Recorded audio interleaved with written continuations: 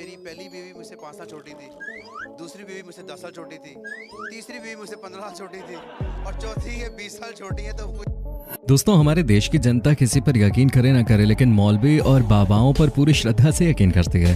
और यही कारण है जिसकी वजह से भारत में हर महीने कोई ना कोई मौलवी या बाबा पैदा हो जाता है जो जनता का पोपट कर कर या तो जेल चला जाता है या फिर अपनी जिंदगी के मजे यूं ही लेता रहता है।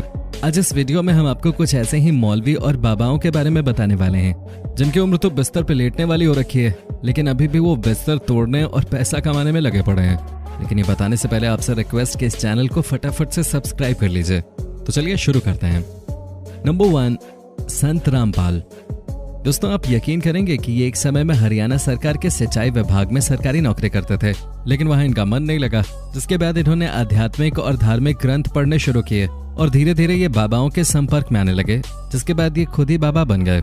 सन 1994 में इन्होंने अपनी सरकारी नौकरी से इस्तीफा दे दिया, जिसके बाद इन पर भक्तों की आस्था बढ़ने लगी और इन्होंने रोहतक में सतलोक नाम का एक आश्रम खोल दिया। यहाँ तक सब कुछ ठीक ठाक चल रहा था, लेकिन दिक्कत तो तब हुई जब इन्होंने धर्म को ही धंधा बना लिया। देखते ही देखते इनका धंधा रफ्तार पकड़ता गया और इन्होंने हरियाणा की कई और जगहों पे भी आश्रम खोल दिए। जिसके बाद सन 2006 में इन्होंने आर्य समाज के कुछ ग्रंथों की निंदा की।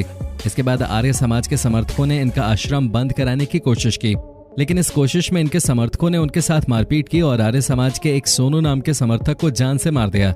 जिसके बाद इस बाबा पर केस फाइल किया गया और उस टाइम पता चला कि इनका आश्रम भी फर्जी है। जिसके बाद अधिकारियों के सपोर्ट की वजह से संत रामपाल इन दोनों केसों से बरी हो गया। इसके बाद 2013 और 14 में सतलोक आश्रम से एक बच्चे और 4 महिलाओं की लाश मिली, जिसके बाद संत रामपाल पर हत्या और बंधक बनाए जाने के तहत केस दर्ज कर लिया गया। जिसके बाद दूसरों की जमीन हथियाने और कई संगीन मामलों में इसे 11 अक्टूबर 2018 को दोषी ठहराया गया। तब से आज तक ये जेल की हवा खा रहे हैं, क्योंकि इनके अपराधों के लिए भारतीय कानून ने इन्हें उम्र कैद की सजा सुनाई है। क्या आप यकीन करेंगे कि इनको इनके आश्रम से जेल तक पहुंचाने में सरकार के 60 करोड़ रुपए खर्च हो गए। फिलहाल ये अपनी सजा को माफ कराने के लिए खूब हाथ पांव मार रहे हैं। दोस्तों, अब हम आपको एक मौलाना से मिलवाते हैं जिनका नाम है आमिर, लेकिन इनकी खासियत यह है कि इन्हें अपने से छोटी उम्र की लड़कियां पसंद आती हैं। और मजे की बात तो यह है कि इस चीज को खुला बोलते हुए हैं। वैसे पेशे से ये मौलवी के अलावा एक टीचर भी हैं जो पाकिस्तान के हैं। इन्होंने अब तक 4 शादियां की हैं, जिनमें एज डिफरेंस आप इन्हीं के मुंह से सुन लीजिए। मेरी पहली बीवी मुझसे 5 साल छोटी थी, दूसरी बीवी मुझसे 10 साल छोटी थी, तीसरी बीवी मुझसे 15 साल छोटी थी और चौथी ये 20 साल छोटी है। तो कोई ऐसा मुझे फर्क महसूस नहीं हुआ कि ये बहुत छोटी है मुझसे। दोस्तों, अब हम आपको बताते हैं उत्तर प्रदेश के गाजीपुर में रहने वाले रामवृक्ष यादव के बारे में। ये जाने माने धर्मगुरु जय गुरुदेव के शिष्य रह चुके हैं, लेकिन शुरू से ही इनकी नीयत शिष्यों वाली नहीं थी, बल्कि ये तो गुरु बनना चाहते थे। 28 मई 2012 को जैसे ही इनके गुरु जय गुरुदेव की मृत्यु हो गई, उनकी विरासत लेने के लिए सबसे आगे ये थे, लेकिन इनको एक फूटी कौड़ी भी नहीं मिली। जिसके बाद इन्होंने अपना एक अलग गुट बना लिया और मथुरा के जवाहर बाग में 270 एकड़ जमीन पर अवैध कब्जा कर लिया और वहां से ही ये अपनी समानांतर सरकार चलाने लगे और साथ ही यही इन्होंने अपनी एक छोटी सी सेना भी खड़ी कर दी। बताया जाता है कि जब सरकार ने इस अवैध जमीन को खाली करने के लिए कहा तो इन्होंने अपने समर्थकों के साथ मिलकर उल्टा पुलिस वालों के ऊपर ही हमला कर दिया। देखते ही देखते ये लड़ाई एक मुठभेड़ में बदल गई, जिसमें एक पुलिसकर्मी घायल हो गया और साथ ही 2 पुलिस वाले इसमें मारे भी गए। लेकिन सही बात तो ये हुई कि इसमें रामवृक्ष यादव भी मारा गया, नहीं तो न जाने कितने निर्दोष लोग इसकी वजह से मारे जाते। दोस्तों, अब हम आपको एक ऐसे बाबा के बारे में बताते हैं जिसको डिस्को बाबा और बिल्डर बाबा के नाम से जाना जाता है। वैसे तो इनका असली नाम स्वामी सच्चिदानंद है, जिनके ऊपर शायद ही कोई ऐसा अपराध हो जो ना हो। इनके ऊपर जमीन हड़पने से लेकर रेप तक का आरोप है। वैसे बताया जाता है कि ये बाबा भगवा चोला की आड़ में दारू पीने के बाद खूब नाच गाना किया करते हैं और साइड बाय साइड बिल्डर और जमीन हड़पने जैसे कामों को भी अंजाम देते रहते हैं। दोस्तों, अब हम आपको मिर्जापुर की एक ऐसी साध्वी के बारे में बताते हैं जो नर्स से सीधा संत साध्वी बन गई। पहले ये नर्स थी जिनकी शादी इलाहाबाद में हुई थी, जिसके बाद इनके बच्चे भी हुए, लेकिन धार्मिक संगठनों के मंचों पर जाते जाते इन्हें साध्वी बनने का भूत सवार हो गया, जिसके बाद ये साध्वी बन गई। इसके बाद इन्होंने लोगों के साथ खूब ठगी की, लेकिन ये अभी तक उतना बड़ा हाथ नहीं मार पाई, जिसकी वजह से पुलिस के हाथ इन तक नहीं पहुंच पाए और इसी वजह से ये अभी तक जेल नहीं गई है। फिलहाल ये छोटी मोटी धांधलेबाजी कर अपने रईस शौकों को पूरा कर रही है, लेकिन इनका नाम भारतीय सरकार ने फेक संत साध्वियों की दूसरी लिस्ट में जारी कर दिया है। नंबर 6, आसाराम। ये एक ऐसा नाम है जिसका इतिहास किसी रहस्य से कम नहीं है। इन्हें एक संत के रूप में देखा जाता था, लेकिन इस संत के ऊपर हत्या का, लूटपाट का, दूसरों की जमीन हड़पने का और लड़कियों के साथ बलात्कार करने का आरोप है। इन सब में ये दोषी भी पाए गए हैं और बताया तो ये भी जाता है कि ये तीनों टाइम में अलग अलग उम्र की लड़कियों के साथ हम बिस्तर हुआ करते थे।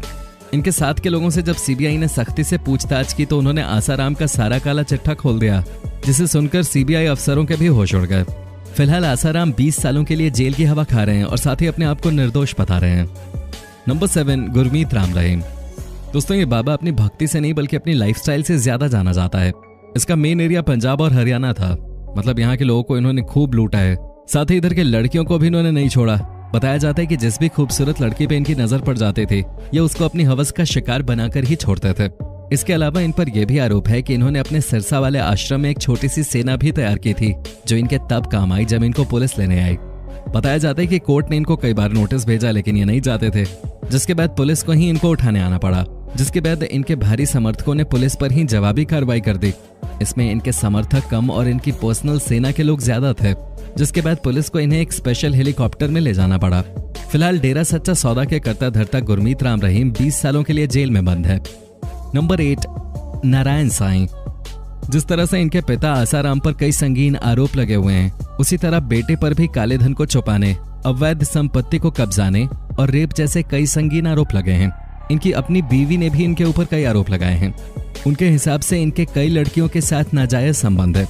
उन लड़कियों के साथ नारायण साईं के कई बच्चे भी हैं। वो कोई साधु संत नहीं बल्कि एक नंबर के अय्याश हैं। इनकी बीवी ने इनको तलाक दे दिया है। फिलहाल ये सूरत के सेंट्रल जेल में अपने इन काले कर्म कांडों की सजा काट रहे हैं। दोस्तों, अब हम आपको एक ऐसे बाबा के बारे में बताते हैं जिनकी काली हिस्ट्री कुछ ज्यादा ही लंबी है। इनका नाम श्रीमद सारथी देव है। ये ओडिशा में सारथी बाबा के नाम से मशहूर थे, लेकिन इनकी सारी पोल पट्टी ओडिशा के एक लोकल चैनल ने खोल दी। उसने दावा किया कि यह धर्मगुरु लोगों को धर्म की आड़ में लूट रहा है। उसी चैनल के न्यूज रिपोर्ट्स ने यह भी दावा किया कि उन्होंने इस बाबा को हैदराबाद के एक लग्जरी होटल में 20 साल की लड़की के साथ पकड़ा। उस समय इस बाबा ने टी-शर्ट और जीन्स पहनी हुई थी और इसने अपने खाने के लिए फ्राइड चिकन का ऑर्डर दे रखा था, जिसके बाद पुलिस पर प्रेशर पड़ा और पुलिस ने इसे गिरफ्तार कर लिया।